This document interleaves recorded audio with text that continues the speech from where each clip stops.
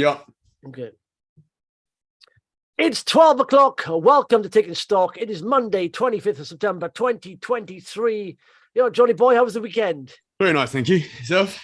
Yeah, it was. Well, do you know what? Nice, topped off by watching Wales play yesterday. They thrashed Australia in the rugby. Did they? Oh, I missed that.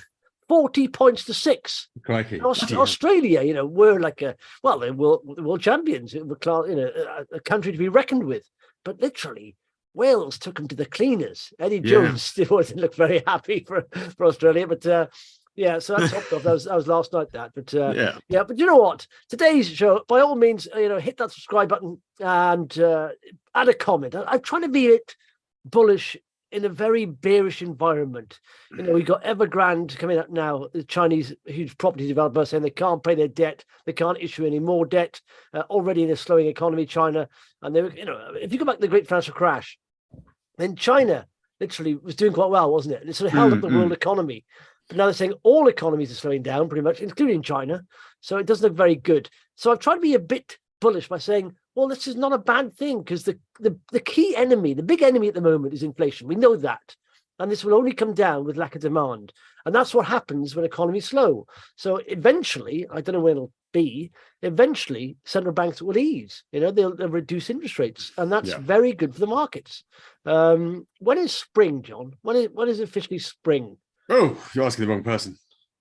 Is it is it March, April time? Sometime in April. Yeah, I would say. Yeah, okay. Because that's when experts are suggesting that central banks will start reducing interest rates. So, and of course, markets look ahead. So, generally speaking, as well, I mean, certainly in the UK, you have the spring selling season for the housing market. Yeah. So, ideally, if the idea is to sort of prop up certain parts of the economy and how the housing market being a particularly important one, you would hope that there was some visibility on interest rate reductions by that point. Yeah. So Santa Valley's on, yeah? Santa Valley is on, I think, because it looks like in 3-4 months of the end of the year, we'll be reducing interest rates. And I can't see the economy is getting any stronger. I can't see, everything's looking a bit depressed. So they're going to have to help here. So the indices are looking, a gloomy old Monday. Look at that, FTSE 250 down by 0.9%, and FTSE 100 is down as well. AIM all shares suffering the least, down 0.25%.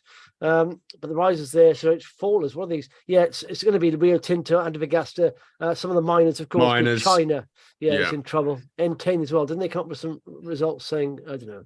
I haven't looked at Entain. I must admit, I tend to give the gamblers a wide berth. Yeah. Well, I think that's what the investors are doing right now, because I think it's about regulatory pressures and all that stuff. And that's the trouble. When you invest in those good environments where there is regulation, you never know what the government is going to do, do you? You could change, your investment case could change, with a signature from a dignitary somewhere or government official somewhere. Which it did many years ago in the US, after, a lot of the UK gamblers had expanded over there. Barney Frank came along and knocked the industry for 6. You ended up, lots of UK executives being extradited to the US. They basically sort of ripped the industry up overnight, and it's coming back again. A big focus for that industry is obviously the US sports betting market in particular. Look at this chart. That's the VIX. That's a volatility index, S&P. And for a long time, it's been, if you look at it, quite a low. Now, this is a contrarian indicator. When it's quite low, the market's quite buoyant. It's now just starting to tick above 200-day moving average, which suggests there may be some volatility to come. And if we look at the S&P 500 in America, you can see it's sort of rolling over a little bit. We are on a support level here that, in fact, is just down below a support level. So it seems to be rolling over. And so we may have some, a bit of volatility coming in. September, is it good for stocks generally? I don't know. It's looking like we've hit a higher low there.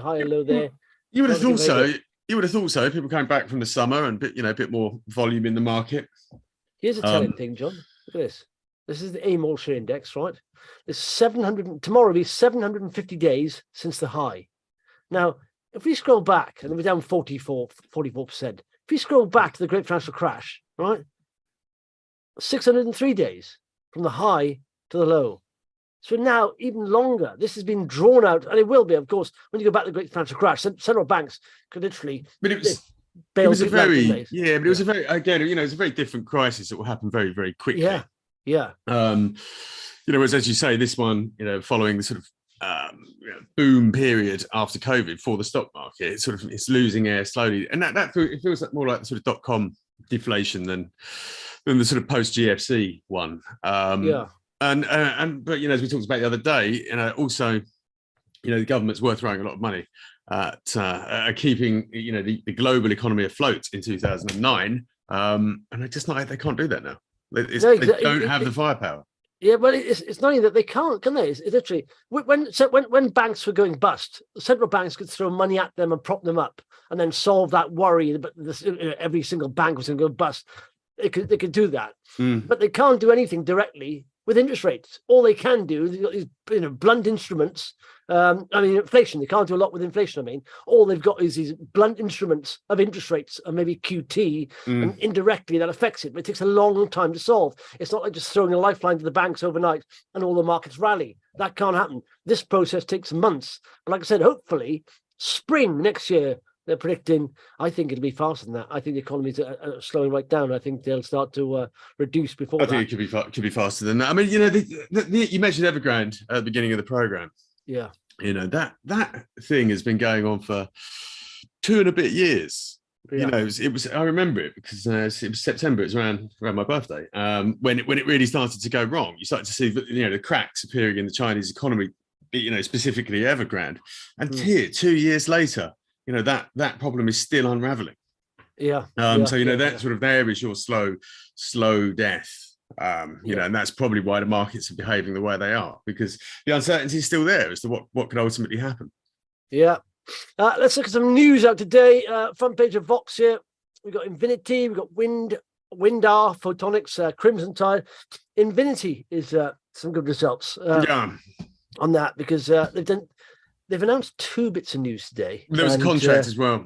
Well, it's a contract. It's funding for these sort of community energy projects in America. Yeah, which make up about 1/10 of the American power market.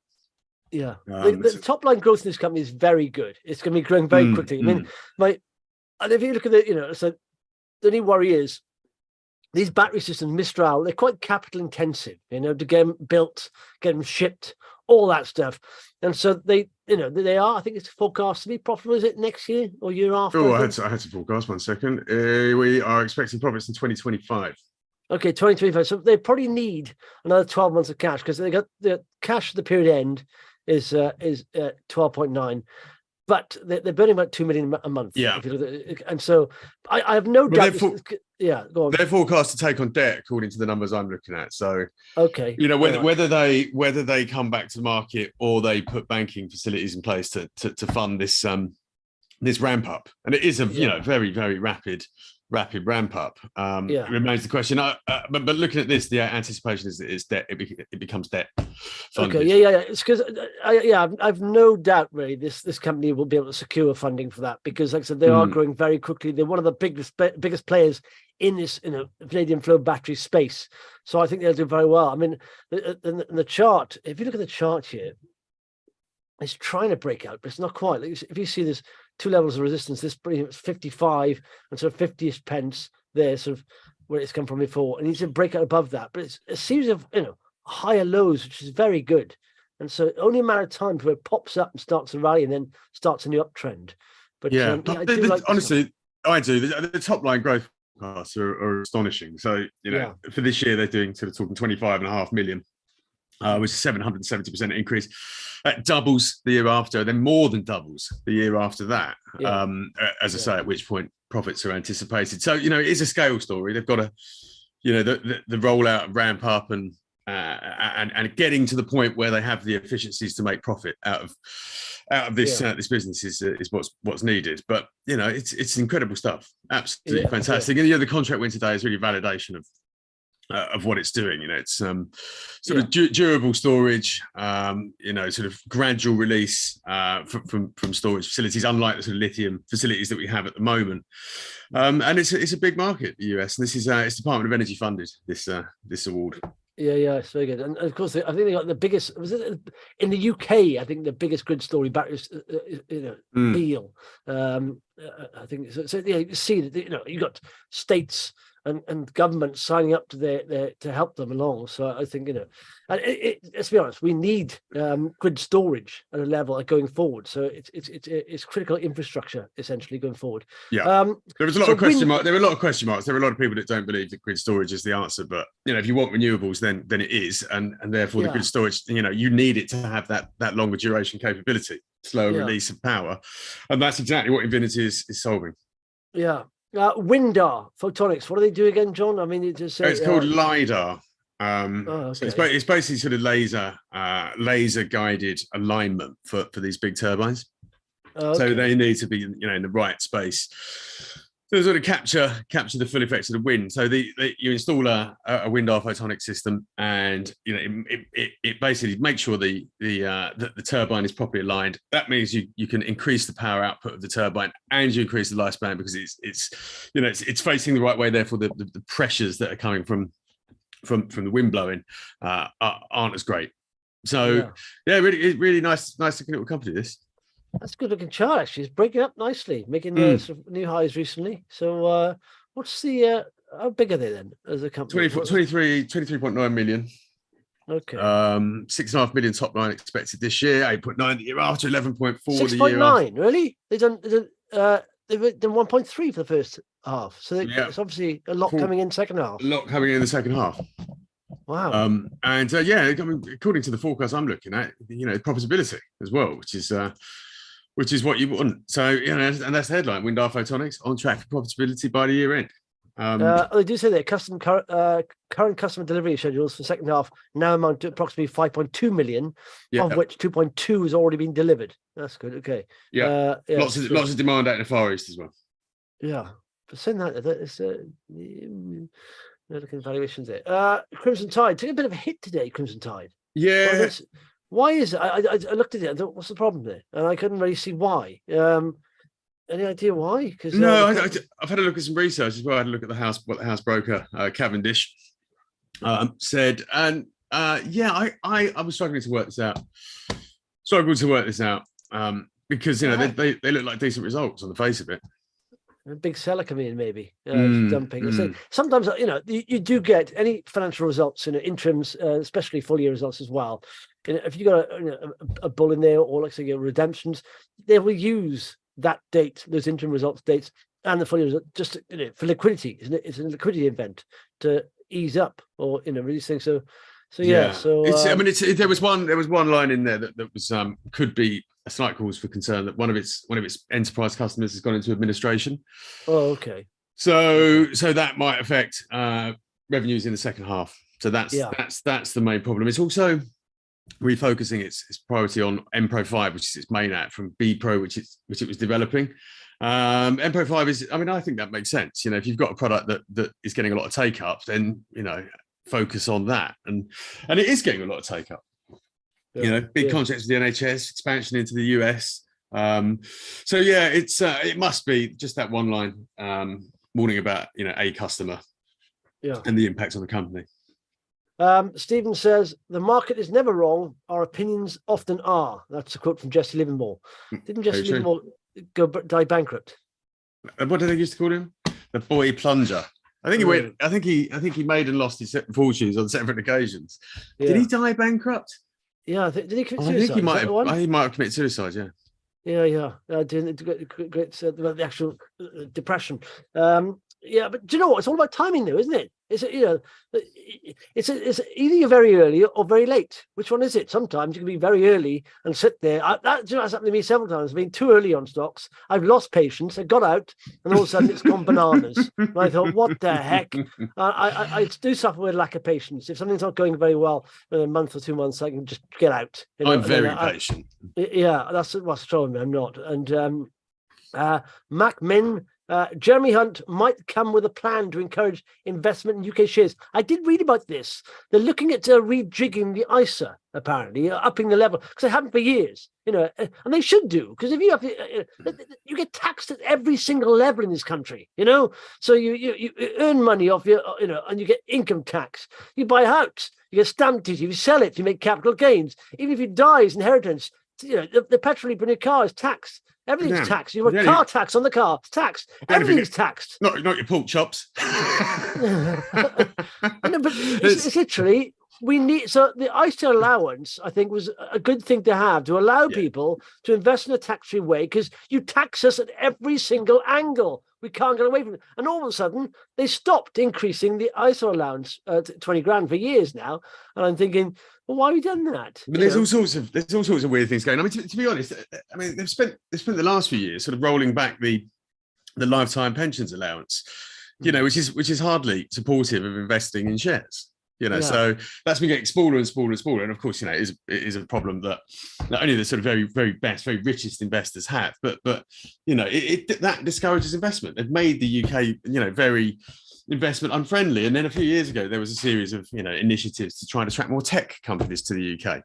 Yeah. And we ended up with some absolute horrors as a result of that, not least the Hut Group. So, that tinkering is... It's slightly mad. The other thing that has long annoyed me is the fact that we have to use nominee accounts to have an ISA or have a SIP.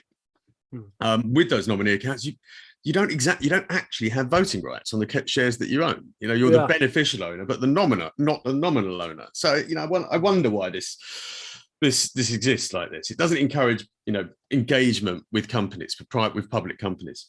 Yeah.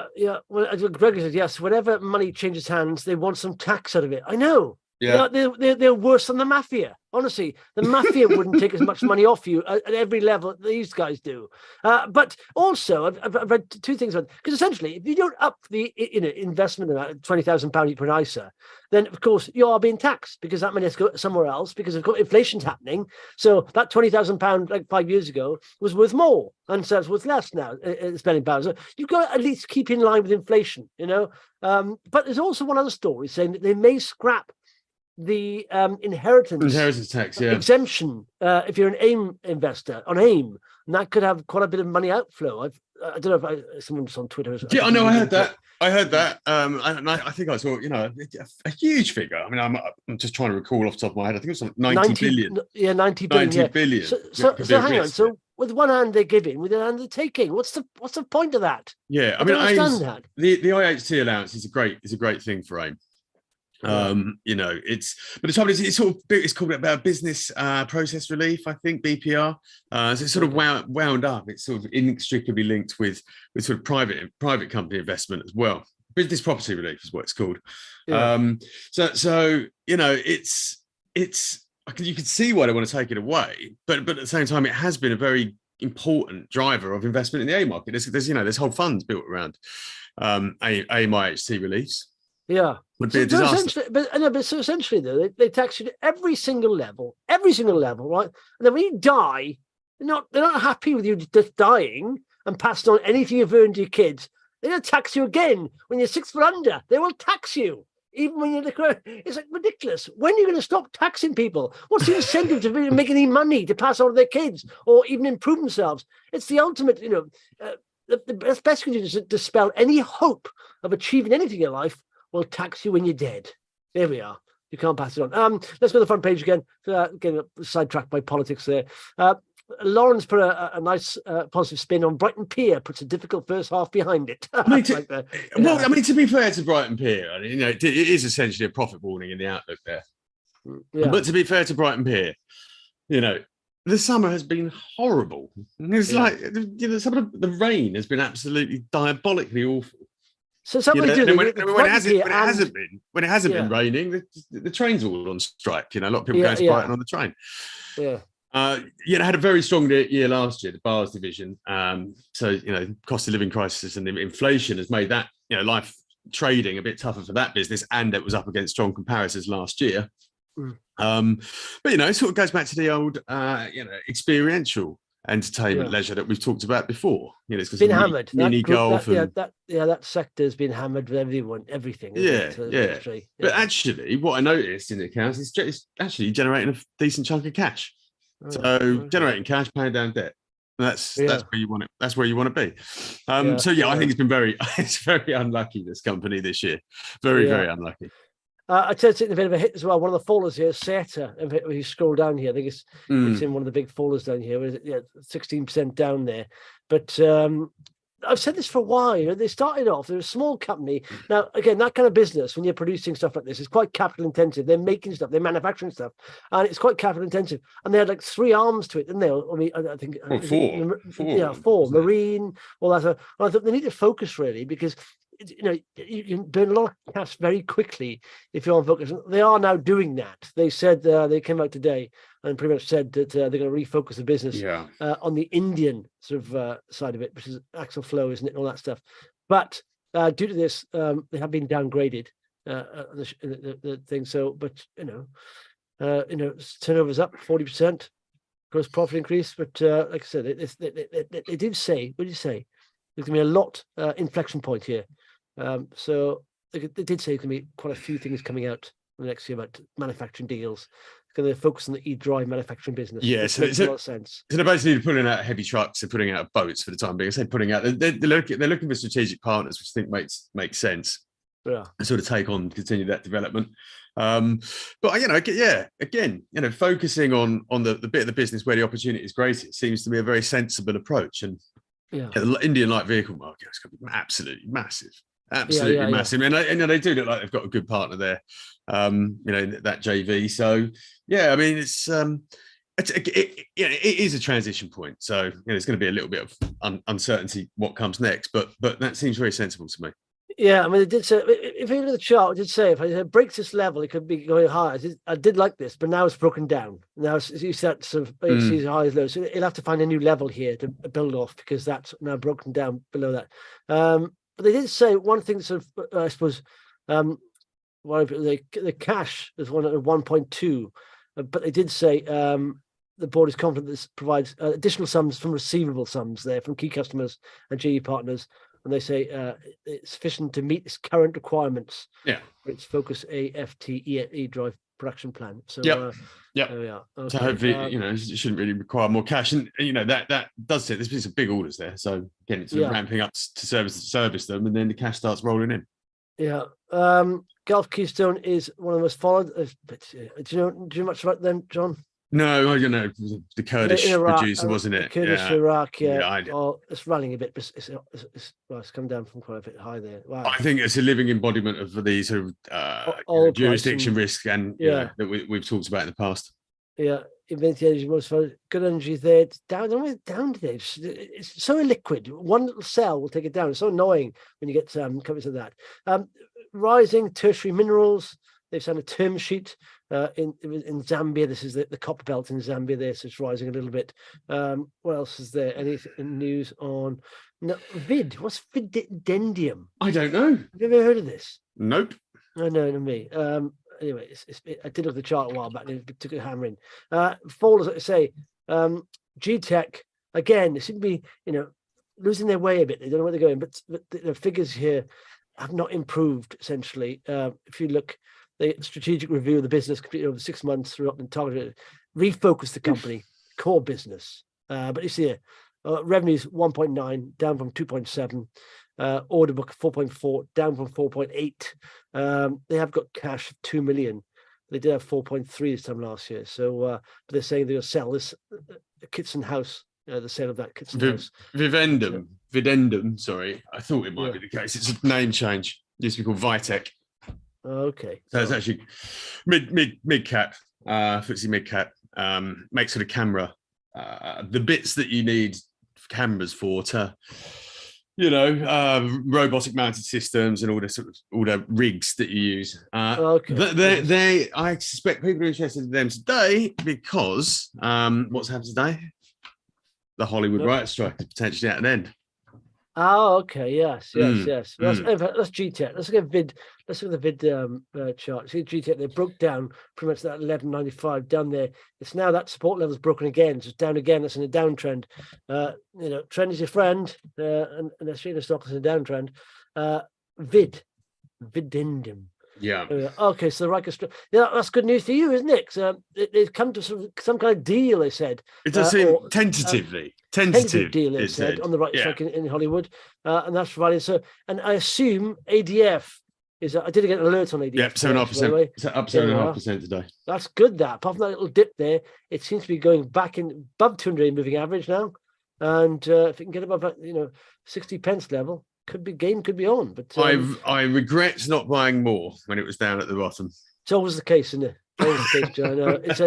It's like if you'd all There's a bought, lesson learned there. It's like that is like a mini dash for cash crash. If you look at those charts, and if you bought any stock doing that, any half decent company doing that dash for cash crash, you'd be laughing now. But everyone gets scared, and it's that's why now, even though it's very bearish out there at the moment, this is the time to trickle in to good companies to invest, because if you want to outsize returns over the long term, you buy when the market's low. I mean, to be honest, I would still. I'm probably going to add some more anyway, but yeah, I just lost a little bit of extra boost to my return because it went on for a long time, this strike, and I mean, I saw a figure about how much it's actually cost the US economy, and it's very, very, very damaging. But it was always going to come to an end, and then the sort of streaming content wars were never going to go away. Huge pent-up demand as a result of both the strike and obviously a lot of stuff got put on ice during the pandemic. So and given all the investment that's going into film in the UK in particular, I was very confident that this would be a temporary problem. So why didn't I buy more? Yeah, I'm so confident I didn't buy any more. In fact, hopefully someone else did. They're just sneaking into the top 10 most followed companies there, John. So let's catch on there. What else? Oh yes, Space and People. We talked last week. They've taken a massive hit today, or it was down more than that at one point, down by 20%, 25%. But they released interims. But the fact is, this company, the turnover is fine, but the tiny market cap. But I just worry about scale here. Where's the scale here? Because and I think it'll rally on sentiment when economies start to pick up. That's the trouble. But group revenue 5%, 2.5. This is half year, of course. Operating loss increased to 11%, and loss before tax, and they paid a bit of debt down, so they got less cash. So there we are. Yeah, it's a nice little company. We talked about it the other day. It's just having a bit of a tough time UK retail, but as you'd expect, but it's not. It seems prudently managed. I mean, it's starting to rally, and then all of a sudden, this is just pulling the rug from underneath it here. Yeah, no, it does seem prudently managed. However, you're never talking big losses with this. So, I just want to keep an eye on. Maybe I'll go away and have a look at it because it could be a buying opportunity as a result of today's fall. Fredo 300 is back. Interesting. His first comment. Second, excellent. Third comment, LOL. Fourth comment, US debt hits 33 trillion. There you go. Lovely.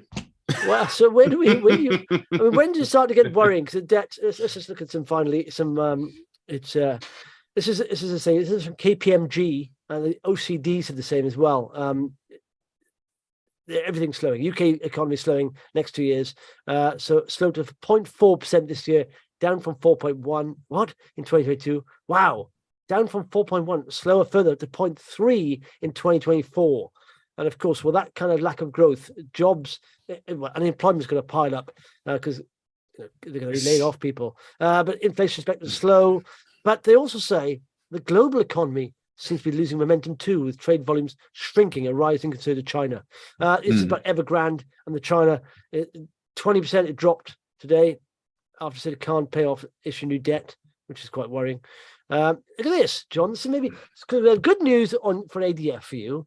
This may be bad news for Unilever. So Aldi have said, that shopping habits have changed for the good. Now more people are buying own label products than ever before, and he says this is only going to grow. And Aldi took over Morrison's to the fourth biggest, but. I do believe that. I do believe people are going to own brands more. Years ago, it used to be, it's almost always changed. Years ago, it used to be thinking, I'll only buy a certain brand. Yes. But now people like to say, no, there are very good own label brands out there. I mean, they're good quality as well. And I think there'll always be a market, of course, for brands. But it's a very interesting habit, isn't it? That he says, the Aldi boss. I just feel like I've heard this story, many, many times before. Yeah. Particularly during the credit crunch, the post GFC era. And it's never really materialized. Yeah. You know, it's just the giant, you know, consumer goods companies have continued to flourish. You know, yeah, but trends take a while, don't they? I mean, they do take a while, I suppose. Well, no, this was 15 years ago that you know this became the It story. takes You know, longer at now. the time, it's sort of you know, you've got companies like McBride that were making a lot of their own brand stuff. You know, had a really tough time. Whilst you know, the big boys, you know, Reckitt's and Unilever's have continued to do really, really well. So yeah, I do think that, you know, there is always an own brand. Yeah, I think there are certain I brands. think it's been overplayed. Yeah.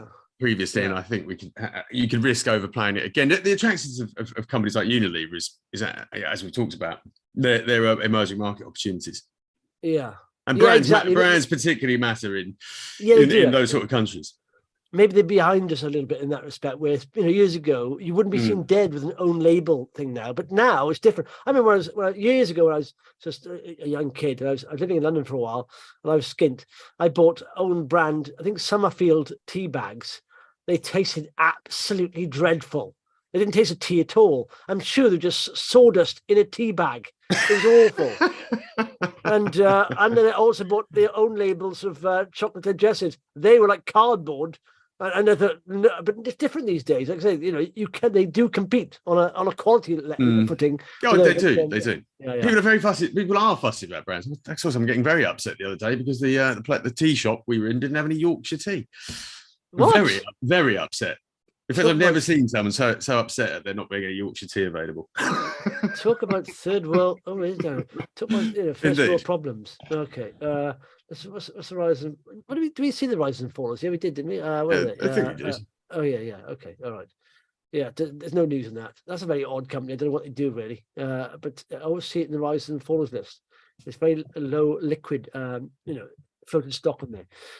Anyway, that's it. But I always say it's a Monday. We always take a while to get up to speed. You know, by Wednesday or Thursday or Friday we'll be on top form, and then it'll go back to the weekend again. But well, it's a busy week. There's a lot of results coming out this week. Yeah, it is. So tune in and hit like, subscribe if you could, and share the link. Thanks very much, and we'll speak tomorrow or next week. I was going to speak next.